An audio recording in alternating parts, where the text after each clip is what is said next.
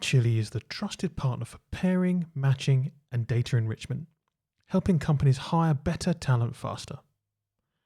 Chili help recruiters connect candidates with jobs by enhancing the candidate experience, simplifying the hiring process, reducing hiring costs, and saving time and money. For more information, visit www.rchili.com. What great ideas are so close within your grasp? Seeing other points of view, anticipating change, considering multiple possible turnouts, acknowledging uncertainty, searching for compromise. We're going to talk about how to get over those limiters of innovation so that you can extract better thinking from yourself and your team. So let's talk about how to win the future.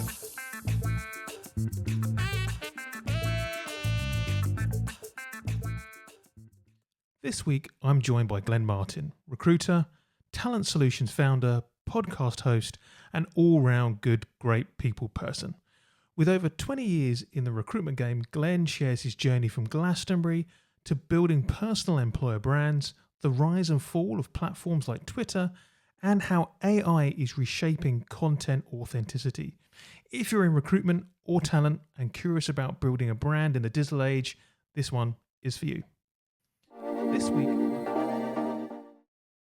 welcome back everybody to the Marketing Rules podcast, and it is my pleasure to welcome on board Glenn Martin. Glenn, we've known each other for a long time, and I can't believe it's taken this long to get you onto the podcast. In all honesty, it's quite embarrassing on my part, to be honest.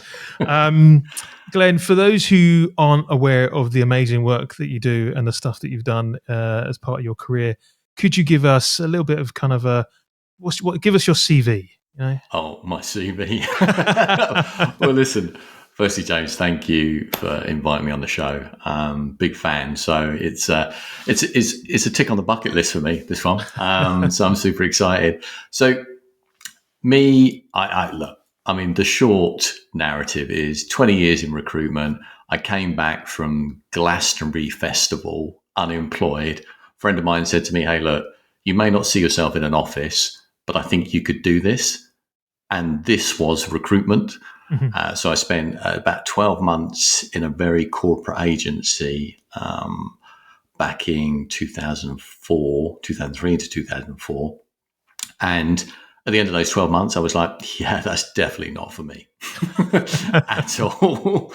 And I had a bit of an epiphany over the kind of Christmas New Year period. I was like, so this recruitment thing, it's not actually about the KPIs, the metrics, the kind of the sales numbers. It's about people. And that I'm great at. I can engage people, I can connect, I can have conversation, I can interview. So fast forward 20 years, 10 years agency side, done interim contract recruitment, established never mind the job spec some 3 years ago now.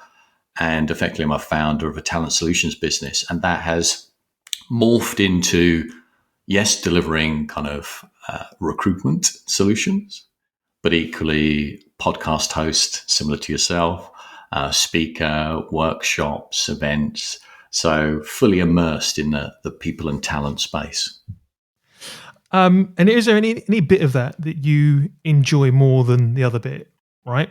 Because most people, once they've kind of decided to kind of not do the recruitment bit anymore, it's because they've kind of got fed up of the recruitment bit, right? But you still kind of keep, you dabble still in that area, right? You still kind of, the talent solutions bit still does some of that kind of stuff. Yeah. So, is that simply just to keep your hand in because you just want to be on the coalface? Do you genuinely still enjoy it? Yeah, it's a combination of both. I think that it's important to still be a practitioner. So still do those things on a kind of weekly basis. So really being a recruiter. And equally, I really, really enjoy interviewing. So both in terms of interviewing and hence the podcast host piece, as you well know, James, it's a really privileged but great position to be in, to be there asking the questions. And I always challenge myself to get better at it. So I'm a bit of I'm a bit of an elitist when it comes to interviewing. I've got to admit. You do it so well, though, right? You know what I mean? Because that kind of nicely leads into what we're discussing today, right? Around kind of personal branding, and how you can build that as a recruiter, and when it started, why it kind of started is also Yeah. a thing, always a good thing to kind of talk about, because we've had people on here to talk about kind of personal branding, and there's people who really believe in it, people who don't necessarily want to get anywhere near it, people who are absolutely shit scared of it, Yeah. but kind of giving us a bit of the history and the background around it is really kind of helpful, I think, to kind of Yeah. to explain why it's so important now. Yeah, man. I mean, look, I think I was pretty much there at the beginning of what we now call kind of social recruiting. I think there was quite a few of us at that kind of initial period where Twitter was like the go-to kind of social platform. And a lot of people did very well out of building kind of profiles on Twitter. They were early adopters, certainly within the people and talent space. So they built kind of almost a following and a brand and a voice very early. Mhm. And so for me, that was almost like the origin story of social recruitment and personal brand building. And then it kind of, morphed into kind of Facebook and Instagram and everything that we have now. But So, for so me, Twitter was the starting point. at that start with Twitter, then who were the other people kind of amongst yourselves that you could think of who were kind of there at the beginning? Yeah. So I mean, some names off the top of my head. I think Katrina Collier was definitely there early doors. I think there was folks like kind of Fred Savage, the Savage Truth, and stuff like that. There were Yeah. people that genuinely were just kind of like, okay, I'm going to use this as an opinion based platform. I'm going to start to engage, have conversations, and really, actually, what they did, they elevated the kind of status of people and talent by virtue of the fact that they were just very human. They were addressing some of the kind of urban myths around recruitment. They were sharing knowledge, and through that, kind of building their own personal brands. And I think that almost became a bit of the blueprint for everybody else. You know what I mean? Yeah, it's interesting because I guess at the time, it's like a lot of these kind of innovations. It wasn't called personal branding at the time, right? It was just Not at like, all. here's this platform, Twitter, um, and let's just kind of talk about what we do, right? And have an Yeah. opinion about the stuff that we do in 140 characters or less, basically. Um, the knock-on effect seemed to have been that you guys, quite quickly built up these followings, right? And the other people I think of, at the same time you were doing it was, the likes of Bill Borman, very Yeah. much was kind of, I think, um, uh, um, Joel Cheeseman, what I mean, over there as well, Yeah. kind of Chat and in, choose. Yeah. Yeah. yeah, yeah, and Yeah. but actually more so Joel, I mean, that's when I first kind of came across Joel was when he was Mm. having that presence, what I mean, kind of about 20 years ago. And I put you and obviously definitely Katrina as well in that kind of space of people who just kind of locked onto it early and were able Mm. to kind of necessarily just build those networks that you just hadn't been able to do before. There was just no outlet, right, to do that. Absolutely. And I think there's there's an important distinction to make. I think with the likes of Joel and even like Matt Charney and Katrina, they went on there to kind of really just amplify the message around people and talent. I think a lot of people that followed them saw it as a shortcut to being kind of competitive in terms of getting more sales, generating leads, and a very short termist approach to it as well. Yeah. So I think there was almost that initial early adopters who went on there just because they were curious. They wanted to kind of see what it was about. They wanted to sort of engage and build communities and networks. And then there was a whole late majority that were like, get on Twitter, you can get more leads. Yeah. And I think that late majority probably were less successful, Yeah. and clearly are, because ultimately the people like Katrina and Bill and Joel are still, individuals that we listen to now. You know what I Yeah. mean? Yeah. Yeah. And again, it's interesting that it started on Twitter, because obviously this isn't completely tied up with the journey that Twitter took, because people eventually moved on to the other platforms. LinkedIn They came did, along, and yeah. that kind of almost kind of took over, really. Discounting what's happened to Twitter/X in the last kind of couple of years, Yeah. but there seemed, LinkedIn then became the kind of Yeah, man. personal branding platform, as it were, for the talent and the people in talent space, good or bad, right? You know, what I mean, it Yeah, has kind yeah, of yeah, it's yeah. changed over the years, right? I think LinkedIn's gone through numerous iterations, if I'm honest. I remember LinkedIn when it first launched, and it was just largely US profiles on there. Yeah, And we were sitting there, agency side, like, how are we going to use this? A business networking platform? Yeah. So then it became about the volume of connections. So how many people could you get connected to? And again, I don't think that really fulfilled. People still couldn't understand how quite to use it. There was a small minority that were probably monetizing it, but it wasn't everybody really understanding the power of it. And then it's moved and iterated and changed now. And now I think, yeah, definitely it's a platform where you can certainly build your kind of personal business brand on there. But I think it's gone through a number of iterations in terms of its usage to get to this point. You know what I mean? yeah. Before we kind of move on to a few other kind of things around tech and personal branding, what's your feelings around what is now X?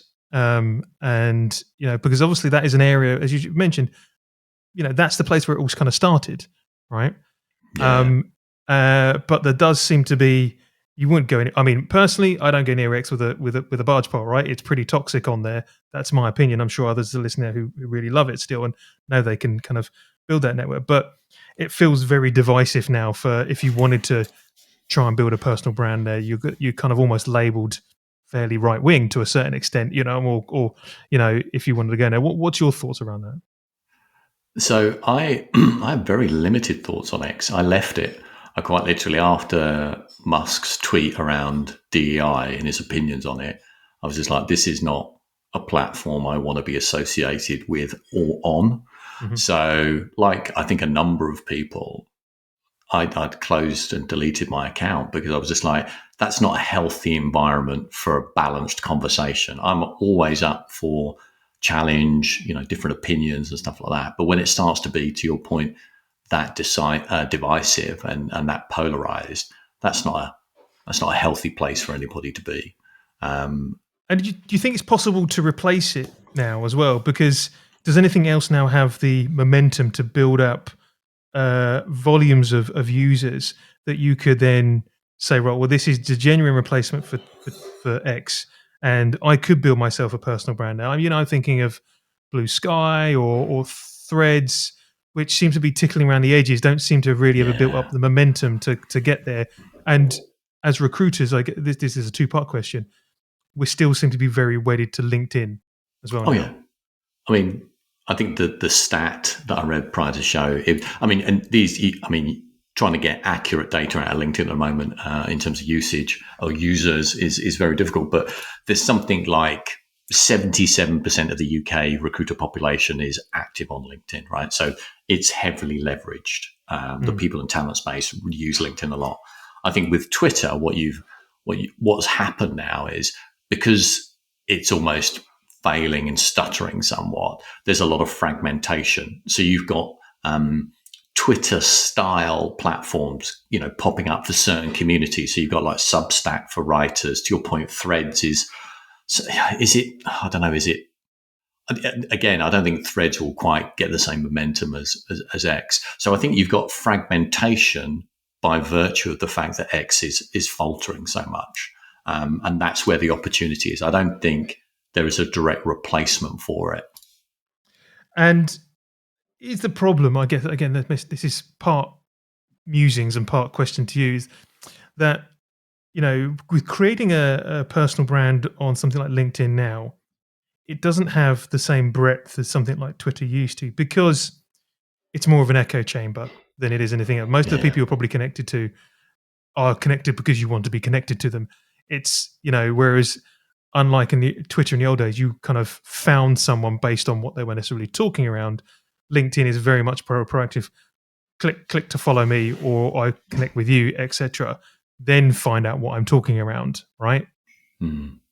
Yeah, I Um, think yeah, less, to your point, less open spaces for organic conversation. You know what I mean? And yeah, difference of opinion is kind of almost creating those echo chambers, which some can argue from a psychologically safe perspective. If you're in an echo chamber, there's less chance of you coming up against polarized opinions and, kind of challenges that are quite aggressive, etc. So is that, is that a healthy thing? But equally, inside the echo chamber, where do you get a difference of opinion? How do you get, difference of, different ideas, etc.? So I think there's pros and cons to LinkedIn. It would be nice. I mean, the early days of Twitter were just fantastic, right? It was just really healthy debate, interaction, engagement. It just felt very liberating. It felt like what it was there to serve, which is kind of freedom of speech. Clearly, that's not the case now. Can we replicate that again?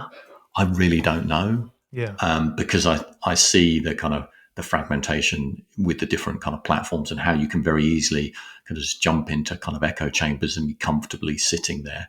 Yeah, I agree. I think the one that is close to it is Blue Sky. If anybody listening hasn't had a look at Blue Sky, have a check out. If you do miss the old days of Twitter, then Blue Sky kind of feels a bit like that. The problem is it just doesn't have the volume of users and the user base to really kind of to be that broad, right? That I think Twitter was at the time. So kind of moving on, still talking about kind of employer branding, sorry, not employer brand, personal branding. That there is. We're going to have to tackle this thing that seems to come up in most podcasts these days, which is AI, right? Love it, loathe it, bought into it, just seeing where it goes. Whatever your opinion is on artificial intelligence, right? It has touch points with all kinds of branding and marketing these days, and personal branding is no different, right? Talk me through how AI is going to kind of affect personal branding. Well, I would like to caveat this that I am no expert in AI, right? I'm learning like everybody else. And I think it's incumbent on all of us to really increase our AI literacy. Resisting it is pointless, if I'm honest. It's not like a friend of mine, Simon Sparks, said the other day, he was like, it's not like the Blu-ray kind of DVD or something along those lines. There's a novelty and it's just going to kind of disappear or something along those lines. It's here to stay. It's going to be a fundamental part of how we work going forward. So I think actually having your own kind of framework in terms of usage is going to be key. So yeah, I mean, it's great for your efficiencies when it comes to content creation. It can be really great in terms of your consistency of posting, and everybody knows that consistency of posting across certain platforms is a delight to the algorithm. I think it will allow you to kind of deep dive and research your ideas more and actually generate more ideas based on trends. Mm-hmm. So I think there's a number of efficiency gains utilizing generative AI tools at the moment and the software that kind of underpins it. So, kind of scheduling and some of the, if you're doing video content, some of the AI tools that you can use for kind of easy editing, etc. That's fantastic. And I think it gives everybody a bit of a level playing field, but there are also the negatives that come with that. Talk to us around the negatives, because I think that's something that's actually more interesting than the positives, in all honesty. Yeah, exactly that. For me, the biggest risk is your authenticity, what you're sacrificing in terms of authenticity, right? If you're generating a lot of ideas using a tool, I don't know, my counter argument is, are they really your ideas? Mm-hmm. And how wedded to those ideas are you? So I think there's that kind of, then there becomes that almost over-reliance. So if you take time to generate ideas and you become over-reliant on the AI to do that for you, that over-reliance, again, I think dilutes your authenticity, because your ideas are really not your ideas anymore. You're kind of almost diluting them more. Or 90% of that idea is from what you've generated from the tool. And I think there is the ethical side for me, in so much as obviously OpenAI have had a number of lawsuits against them in relation to the kind of freely available information that they've scraped from major news organizations, etc. So there's almost that temptation to say, well, if you're over reliant on AI tools, whose work are you plagiarizing? You know what I mean? It's kind of almost like, and do you know that you're even plagiarizing that person's ideas? are you doing the deep dive to kind of, come back to that ethical piece around actually, is this your work? Yes. Yeah. Is this original work? Is this all, and then ultimately, then the dependency becomes you're creating content for an algorithm. So again, there's that piece around you're prioritizing certain ideas and or your ideas are being generated to align with an algorithm. And again, I don't think that's a particularly healthy place to be, because all of those things mean one thing and result in one thing, and that is complete personal brand dilution. I agree. Yeah, it is interesting. I mean, at what point does personal branding no longer be personal if you're not generating it, right? Yeah. The other big thing, I guess, I have a problem with tools that are like ChatGPT or Gemini, where you can kind of type in something, is it's almost like it's becoming inbred in the fact that AI will then start searching, scraping other AI written content, right? And there's becoming more AI content, which is slowly pushing out the original kind of content, because there's still, the professionals, the news agencies and the news kind of outlets will produce original content all the time, and there will be people who write original content, but it feels like the majority of people would then just generate AI content, which is slowly going to become, the way forward, and that's what AI is then going to use to generate more AI, and it's just going to kind of get in that horrible kind of circle. And that's the thing I think is free, and I think there needs to be a point where you just like generate me something that isn't based on other stuff that's been generated from AI, right? I think there need to be that, but I guess the counter argument though, some of the pros is a lot of this stuff at the minute is really based around copy and written copy, right? With when it comes to kind of AI, I guess there is, the real personal branding really these days is done over video, isn't it? You know what I mean? That's where it's really done, which most people are unlikely to use an AI to scrape my face, then generate to go to those lengths basically to create a deep fake of me kind of talking about something around recruitment marketing, sticking it on LinkedIn.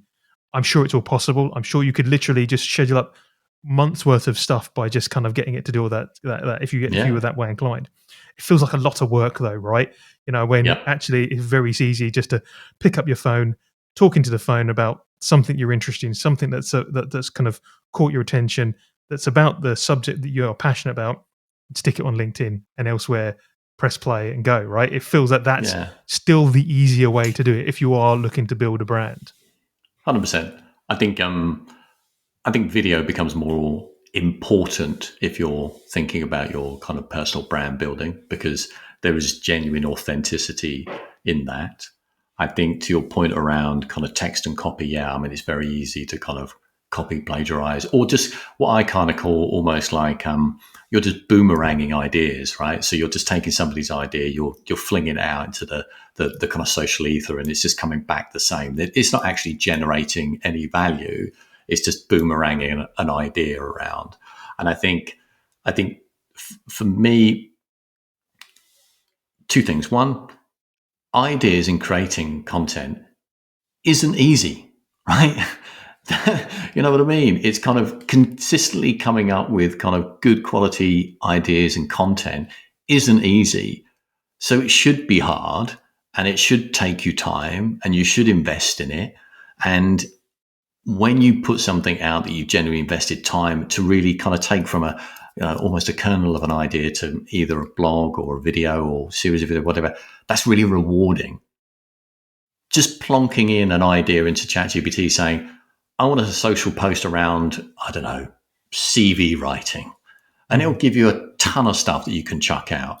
And this is, with respect, this is what I'm seeing a lot at the moment, is kind of just content around things that we've been talking about for decades, and hasn't really moved on much in terms of how to write a good CV, how to prepare for an interview, etc. Even things like that should be really valuable and quite nuanced and quite complex and really well informed now, still seems at a very basic level when you look at the kind of content being generated. So I think it comes back to, one, generating ideas is challenging. It should be. Use the tools to support that. Don't use the tools to do that, because you'll lose your authenticity.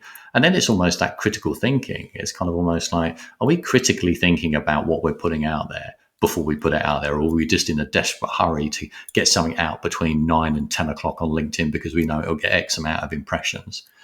So I think I'm almost kind of asking people just to kind of pause before we get into this kind of complete proliferation of just junk content. Yes.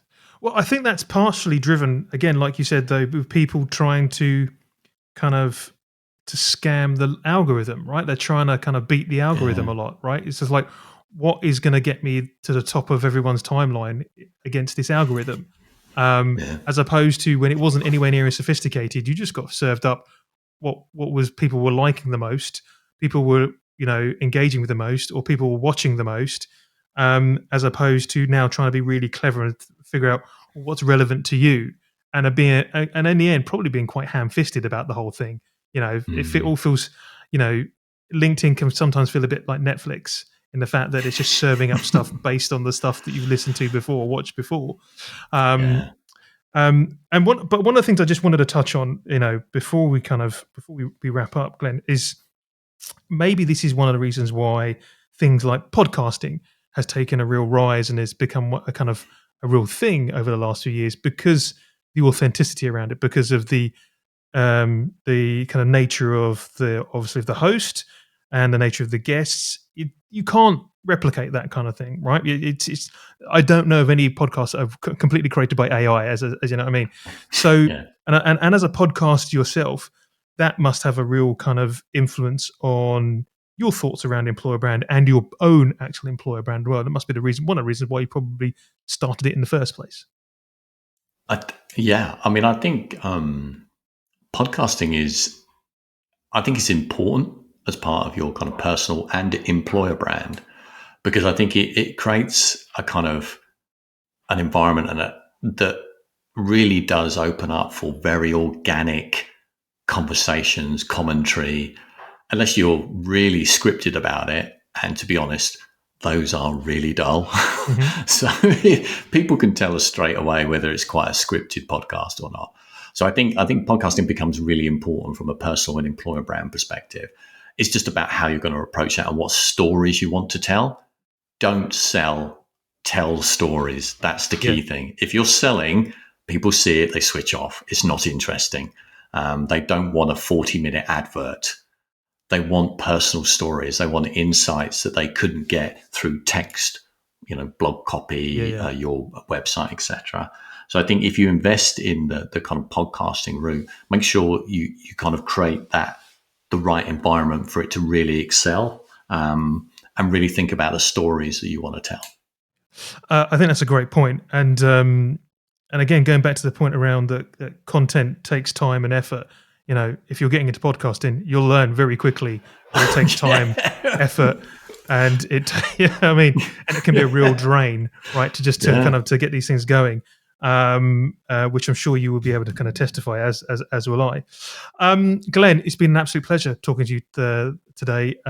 We will obviously include all of your details in the show notes. If anybody wants to know about you, what you do, your business, have a listen to your podcast. I thoroughly recommend it. Go have a listen, everybody. We'll include all those details. But Glenn, for now, thank you very much. Thanks so much, James. It's been a pleasure, man. Thanks for listening. And don't forget, you can subscribe to the Marketing Rules podcast on Apple, Spotify, and all other major podcasting platforms. I've been your host, James Whitelock, and I hope you can join me and more amazing guests next time.